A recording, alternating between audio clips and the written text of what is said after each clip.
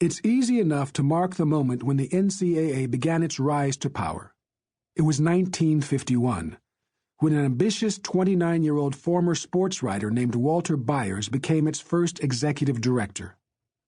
Though founded in 1906, the NCAA had long been a toothless association comprised of fewer than 400 universities with athletic programs.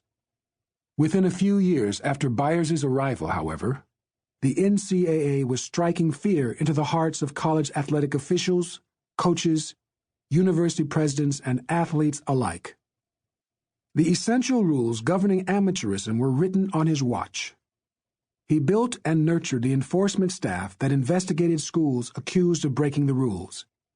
He invented the term student-athlete, which he coined to evade efforts by several states to classify athletes as employees, and thus allow them to collect workers' compensation if they were injured.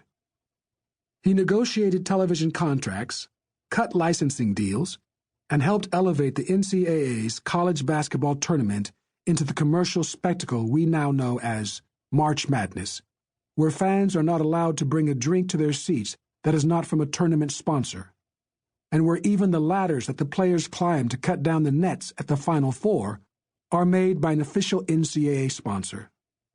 He crushed the AAU, which had held power over amateur athletics before he took over the NCAA, brushed aside congressional calls for reform, and fought anyone who stood in his way. Though universities often resented the NCAA and Byers, they felt they had no choice but to join. By the time he retired, the NCAA had over 1,000 member schools. Largely forgotten today, Byers was a force of nature in his prime, secretive, despotic, stubborn, and ruthless. Although he left the NCAA nearly 3 decades ago, he died in May 2015 at the age of 93. His imprint was so strong that the NCAA's culture today is not very different from the one he imposed on it all those many years ago. But while the NCAA didn't change in the intervening years, Byers did. He eventually turned against his creation, becoming one of its fiercest critics.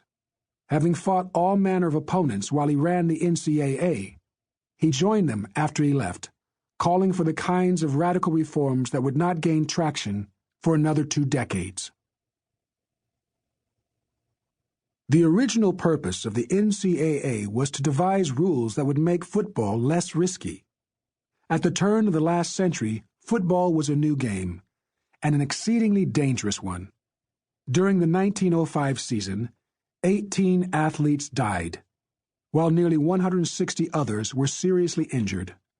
Alarmed, President Theodore Roosevelt called upon the presidents of Harvard, Yale, and Princeton, football powers in those early days, to fix the problem.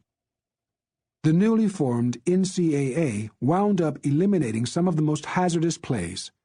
Out went the flying wedge, while legalizing the forward pass.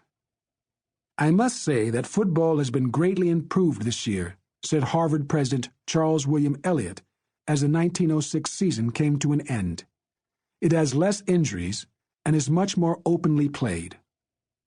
By the 1940s, football was by far the most popular college sport, a position it has never yielded, and a fact that drives the decision-making at most university athletic departments to this day. In addition to the Ivy League schools, Notre Dame was nationally known for its football team, as were the Big Ten schools like Michigan and Ohio State. Then, as now, the athletes were supposed to be matriculating students who played solely for the glory of their school.